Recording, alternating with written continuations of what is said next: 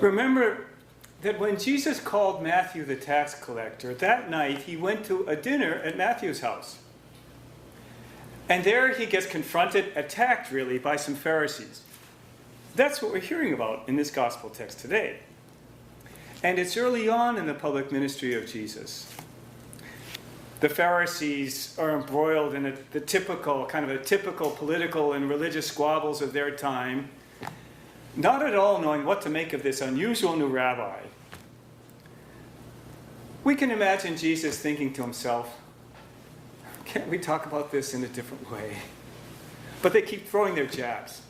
So he finally says something that does take the conversation in a very different direction that must have really stunned them.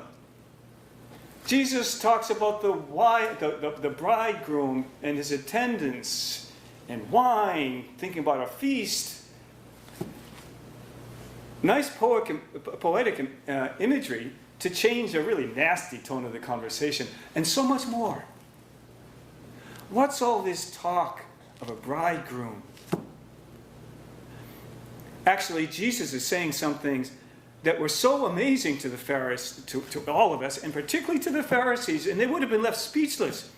Maybe they couldn't believe they were hearing words that would have been so blasphemous to their ears.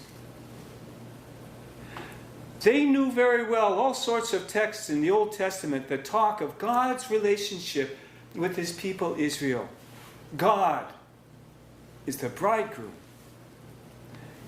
The people, his bride, his spouse, often his faithful spouse who played the harlot.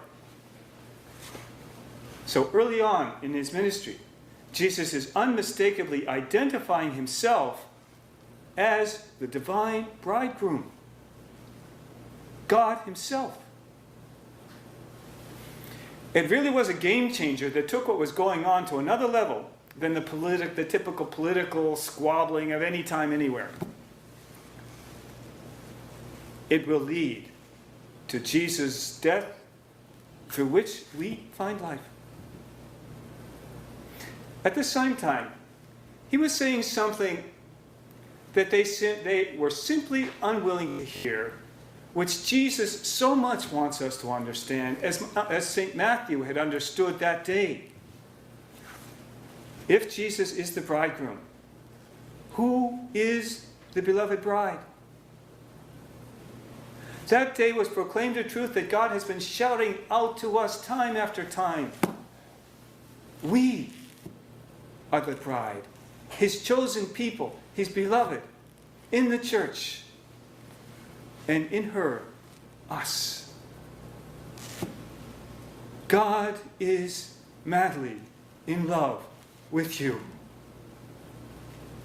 God is madly in love with you.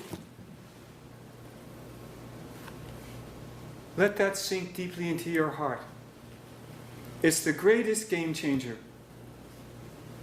It's what we need to know now at this confusing time of COVID. It turns on the lights of hope and love so that we don't sink into fear and division. God's love is all around us. So let's pick up the cross of love and carry it with Jesus and with one another, especially with those most in need.